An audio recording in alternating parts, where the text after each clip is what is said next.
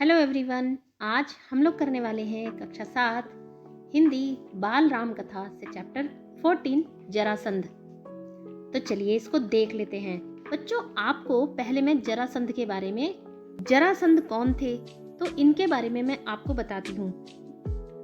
आपने भगवान कृष्ण और कंस का नाम अवश्य सुना होगा। जो कंस थे वो भगवान कृष्ण के मामा जी थे। कंस की 2 पत्नियां थी, अस्ति और प्राप्ति। उनके पिता का नाम था जरासंध। जब कंस की मृत्यु हो गई, जब कंस का वध श्री कृष्ण ने किया, उसके बाद अस्ति और प्राप्ति अपने पिता जरासंध के पास पहुंची थी और तब से जरासंध ने श्री कृष्ण को मारने का प्रण कर रखा था।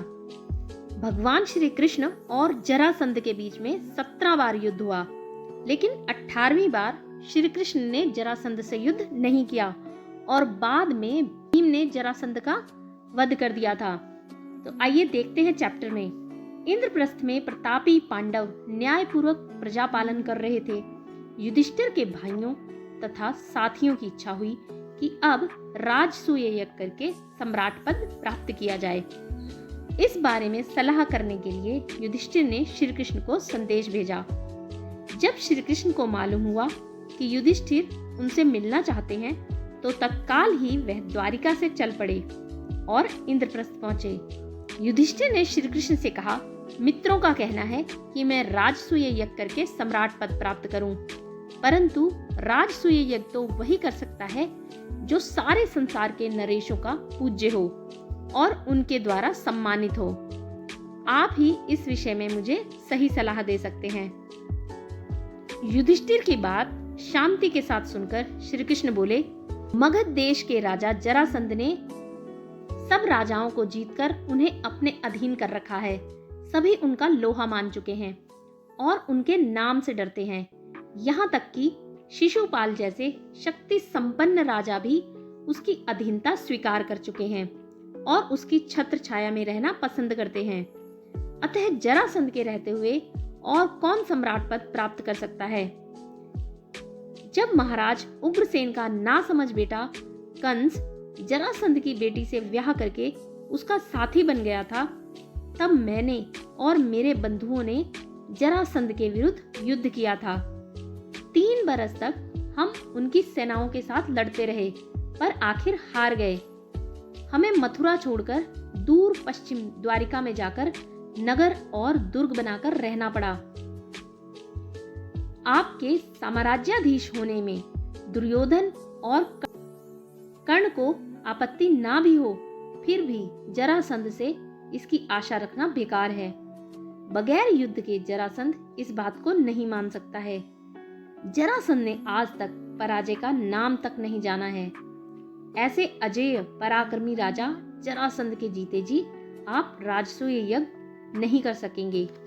उसने जो राजे महाराजे बंदी गृह में डाल रखे हैं, किसी ना किसी उपाय से पहले उन्हें छुड़ाना होगा। जब ये हो जाएगा तभी राजसूय यज्ञ करना आपके लिए साध्य होगा। श्री कृष्ण की ये बातें सुनकर शांति प्रिय राजा युधिष्ठिर बोले, आपका कहना बिल्कुल सही है। इस विशाल संसार में कितने ही राजाओं के लिए जगह है, कितने ही नरेश अपने अपने राज्य का शासन करते हुए इसमें संतुष्ट रह सकते हैं।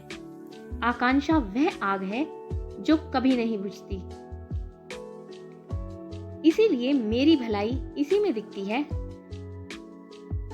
इसीलिए मेरी भलाई इसी में दिखती है कि साम्राज्याधीश बनने का विचार छोड़ दूं और जो है उसी को लेकर संतुष्ट रहूं।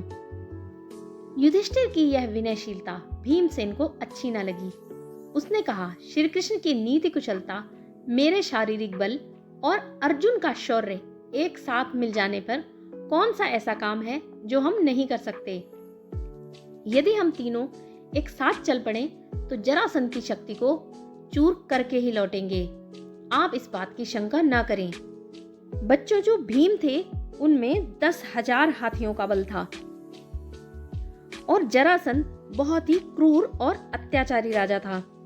उसने 86 राजाओं को बंदी बना रखा था और 17 बार भगवान श्री कृष्ण से युद्ध किया। 18वीं बार श्री कृष्ण ने जरासंध से युद्ध ही नहीं किया। वो पूरे यदुवंशियों का नाश करना चाहता था और उसके अत्याचार से श्री कृष्ण को द्वारिका में जाकर के रहना पड़ा, उन्हें मथुरा छोड़नी पड़ी थी।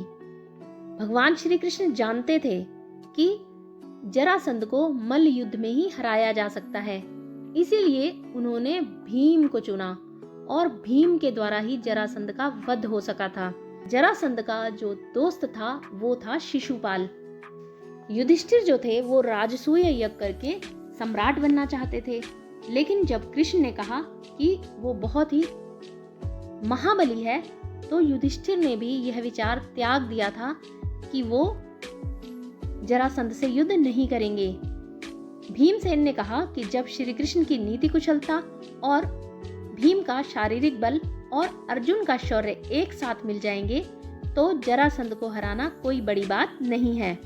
यह सुनकर श्री कृष्ण ने कहा, यदि भीम और अर्जुन सहमत हों तो हम तीनों एक साथ जाकर उस अन्याय की जेल में पड़े हुए निर्दोष राजाओं को छुड़ा सकेंगे। परंतु युधिष्ठिर को यह बात न जची। युधिष्ठिर को यह बात बिल्कुल अच्छी नहीं लगी। उन्होंने कहा, मैं तो कहूंगा कि जिस कार्य में प्राणों पर बन आने की संभावना हो उसके विचार तक को छोड़ देना ही अच्छा होगा। यह सुनकर वीर अर्जुन बोल उठा, यदि हम यशस्वी भरत वंश की संतान होकर भी कोई साहस का काम न करें तो धिक्कार है हमें और हमारे जीवन को। जिस काम को करने की हम में सामर्थ्य है, भाई युधिष्ठिर क्यों समझते हैं कि हम उसे न कर सकेंगे। श्री कृष्ण अर्जुन की इन बातों से मुग्ध हो गए। बोले, धन्य हो अर्जुन, कुंती के लाल अर्जुन से मुझे यही आशा थी।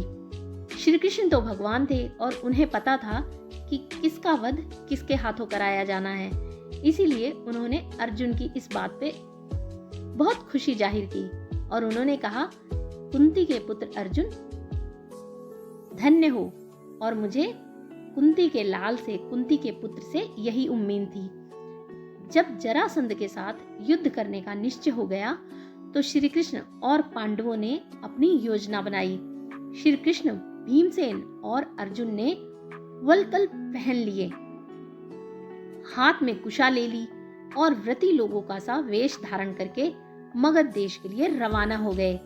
राह में सुंदर नगरों तथा गांवों को पार करते हुए वे तीनों जरासंध की राजधानी पहुंचे।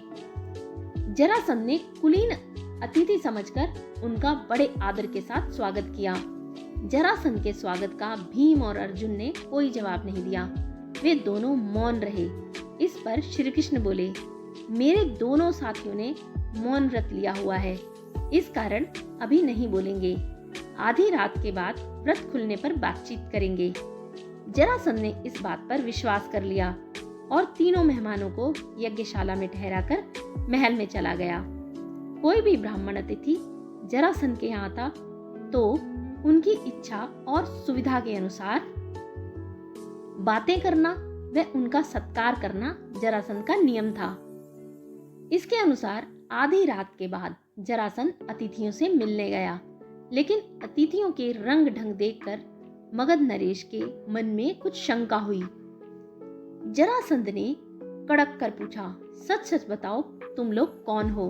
ब्राह्मण तो नहीं दिखाई देते। इस पर तीनों ने सही हाल बता दिया और कहा, हम तुम्हारे शत्रु हैं, तुमसे अभी द्वंद्व युद्ध करना चाहते हैं।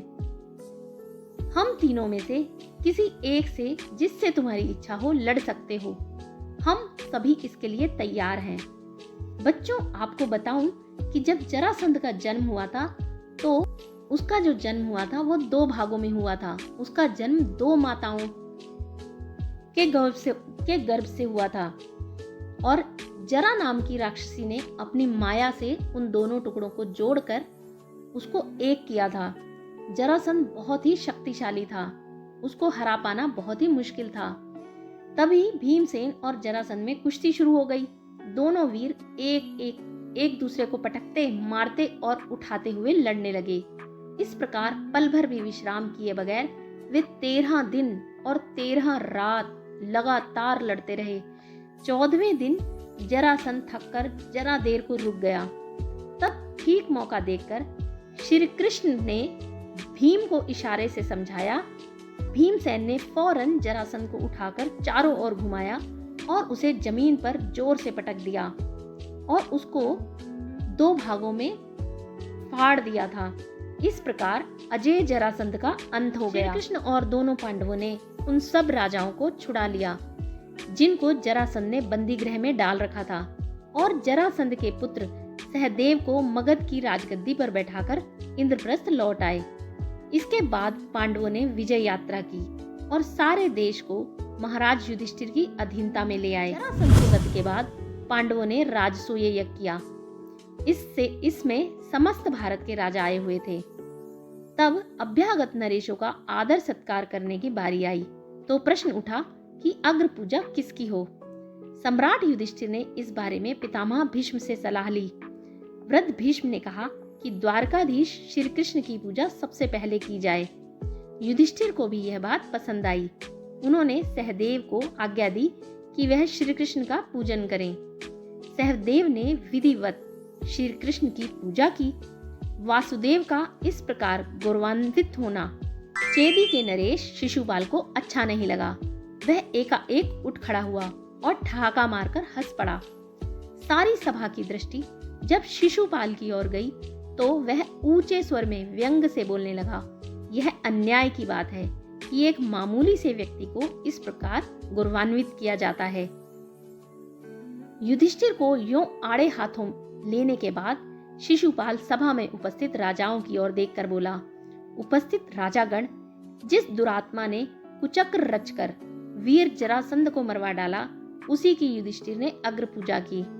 इसके बाद उसे हम धर्मात्मा कैसे कह सकते हैं? उनमें हमारा विश्वास नहीं है। जो शिशुपाल था वो जरासंध का परम मित्र था, इसलिए उसके मन में ये भाव था कि श्री कृष्ण ने ही जरासंध का वध करवाया है। इस तरह शब्द वाणों की बौछार कर चुकने के बाद शिशुपाल दूसरे कुछ राजाओं को साथ लेकर सभा से निकल गया। राजाधिराज युधिष्ठिर नाराज हुए राजाओं के पीछे दौड़े और अनुनय विनय करके उन्हें समझाने लगे। युधिष्ठिर के बहुत समझाने पर भी शिशुपाल नहीं माना। उसका हठ और घमंड बढ़ता गया। अंत में शिशुपाल और श्री कृष्ण में युद्ध छिड़ गया जिसमें शिशुपाल मारा गया। राजसूय यज्ञ संपूर्ण हुआ और राजा युधिष्ठिर को राजाधिराज की पदवी प्राप्त हो गई। आई होप आपको ये वीडियो अच्छी लगी होगी। अच्छी लगी हो तो इसको लाइक, शेयर और सब्सक्राइब जरूर कर लें। और हाँ, किसी भी चैनल को सब्सक्राइब सिर्फ एक ही बार करना होता है और सब्सक्रिप्शन बिल्कुल फ्री है। Thanks for watching. बहुत जल्द मिलेंगे हमारी नेक्स्ट वीडियो के साथ। Till then bye.